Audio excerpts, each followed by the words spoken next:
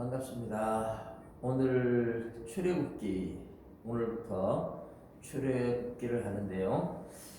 창세기 50장까지 하는데 42번 걸쳐서 했는 것 같아요. 출애굽기는 40장까지 있는데 출애굽기는 그것보다 훨씬 더 줄여서 이렇게 하겠습니다. 오늘 출애굽기 첫 시간, 출애굽기 전체에 대한 아웃라인을 조금 설명을 하면, 출하는 말은 이제 탈출한다 이런 말이에요. 애굽에서 탈출한다. 그래서 출애굽, 애굽에서 탈출하는 것을 기록했다. 이것이 이제 출애굽기 그런 것이죠. 창세기에 보면 야곱의 아들 요셉이 애굽에서 총리가 되고 흉년에 야곱의 가족들이 70명이 전부 다 애굽으로 내려가서 살죠. 거기서 400년을 살다가 드디어 애굽을 탈출하고 하나님이 주신 약속의 땅, 가나안 땅으로 다시 돌아오는 그런 내용이 이제 출애굽기 내용인데요. 애굽을 탈출하기 위해서 애굽의 종이 되어 있어서 이제 쉽게 나오지 못하는데 하나님이 10가지 재앙을 애굽에 내려서 바로 왕이 항복하게 만들고 애굽을 탈출합니다.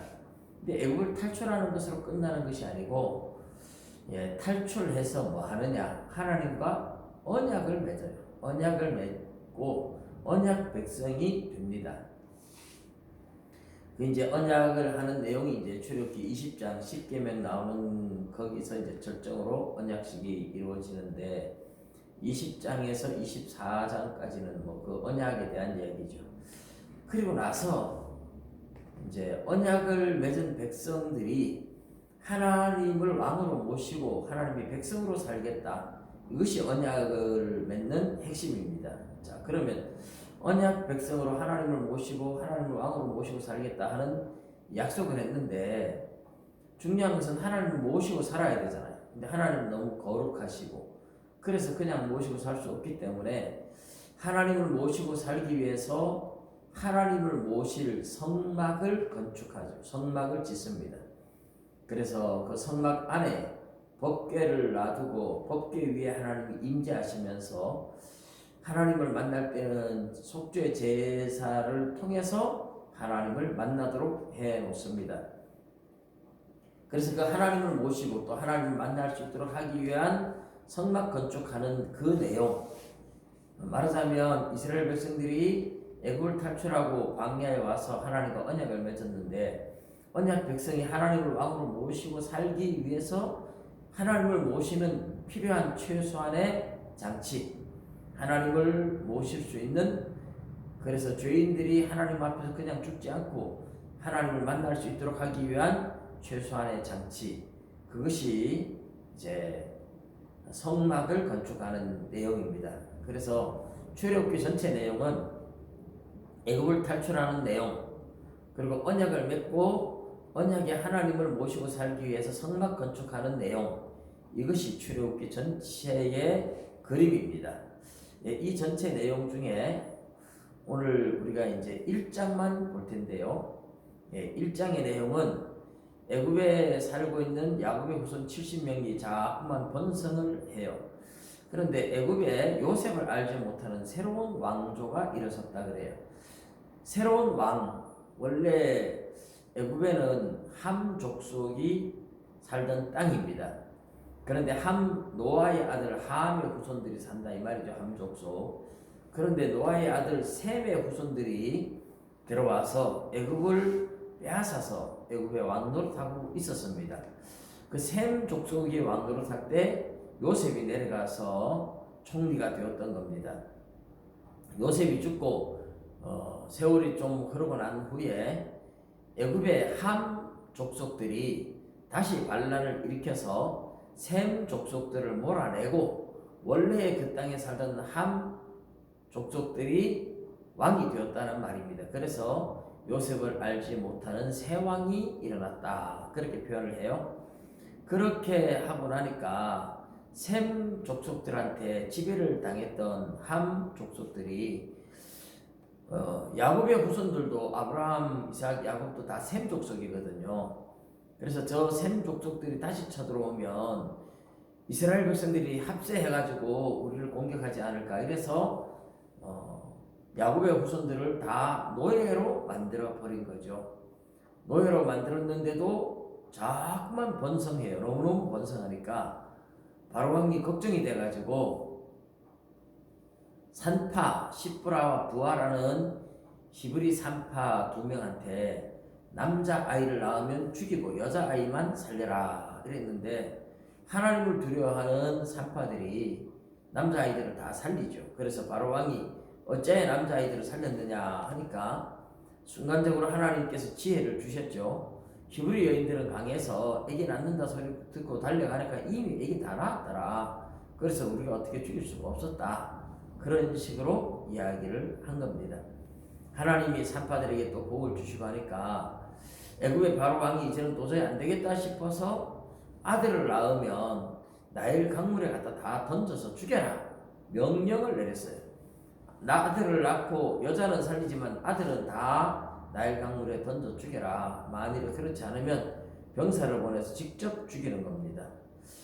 이 엄청난 사건들이 이제 출애굽기 1장에 나타나는 내용입니다. 예, 지금 제가 옆에 가나안 땅의 지도를 이렇게 보여주고 있는데요. 예, 이 가나안 땅의 지도, 이 가나안 땅이고, 이 밑에 더 밑에 내려가면 여기가 사해 바다고 여기가 지중해 바다인데, 이 더 밑에 내려가면 이제 이 밑에 애굽은, 예, 요 밑으로 내려가서 애굽이 있는데 지도에 지금 나오지는 않습니다. 지도가 여기까지 끊어진 거라서 아쉽습니다. 근데 중요한 것은 모세가 태어나려고 하는 그 찰나, 애굽에 있는 이스라엘을 구원할 모세가 태어나려고 할 때쯤 바로 왕은 남자아이들은 다 죽이라고 명령을 하는 거예요. 그런데 바로 왕이 그렇게 명령하지만 바로 왕의 속에 그 배후에 사탄이 모세를 세상에 보내지 못하도록, 모세가 태어나면 죽이도록 하기 위한 사탄의 계략입니다. 이것은요, 우리가 마태복음 2장에서 보면 헤롯 왕이 아기 예수님 태어나려고 할 때 예수님을 죽이려고 베들레헴 그 근방에 2살 아래의 아기들을 다 죽였던 사건과 똑같아요. 모세가 구원자듯이 예수님이 이제 구원자고, 예수님의 모형으로서 모세가 태어나는 겁니다. 예수님이 인류를 구원하는데 구원자 예수님을 보지 못하게 하려고 그렇게 헤롯 왕이 아기들을 다 죽였거든요.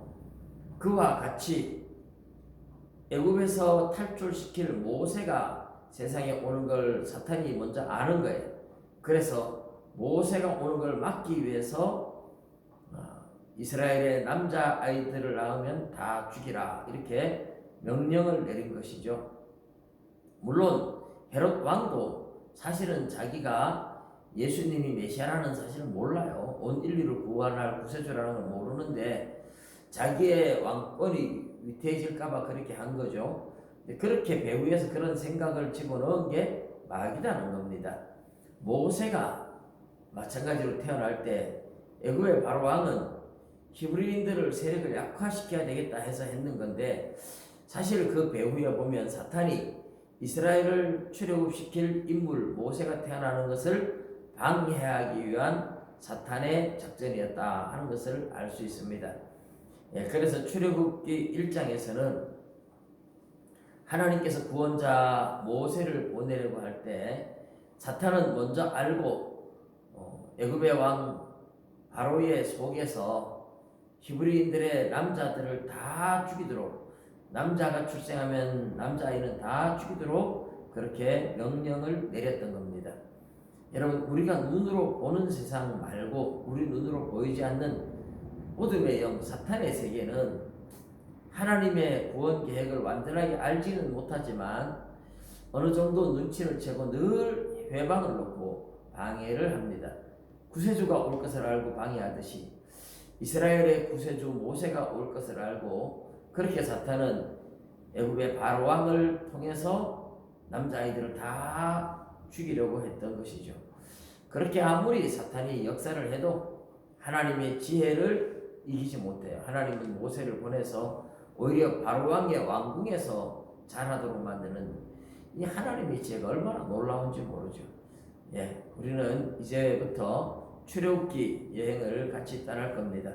오늘은 모세가 태어나기 전에 애굽에 있던 이스라엘 백성들이 큰 환난을 당하고 바로왕은 남자아이들 다 죽이도록 명령을 내리고 이스라엘 백성들은 노예로 삼고, 그래서 이스라엘이 구원받기 전에 극심한 환난과 고통을 당하고 있었다 하는 것을 알게 되는 겁니다. 우리 예수님 오시기 직전에도, 주님 재림하러 오실 때도, 초림 때도 그랬었죠. 이스라엘은 아주 고통을 받았는데 예수님 재림 때도 가면 똑같아요. 언제나 주님이 다시 오실 때, 주님이 세상에 오실 때 사탄은 그것을 방해하기 위해서 세상을 아주 극심한 고통 속으로 몰아넣습니다. 그런 고통의 세월이 올 때도 신앙을 잃어버리지 않고 신앙으로 견디기 위해서는 여러분 지금 깨어있고 성령 충만함을 받아야 합니다. 성령 충만해야 어떤 환난도 이길 수 있습니다. 그래서 여러분 꼭 신앙생활 하면서 지금 성경 많이 읽고 기도생활 많이 해서 성령 충만해서 앞으로 어떤 세상이 와도 믿음 잃지 않는 믿음의 용사들이 되시기를 주님의 이름으로 축복합니다. 감사합니다.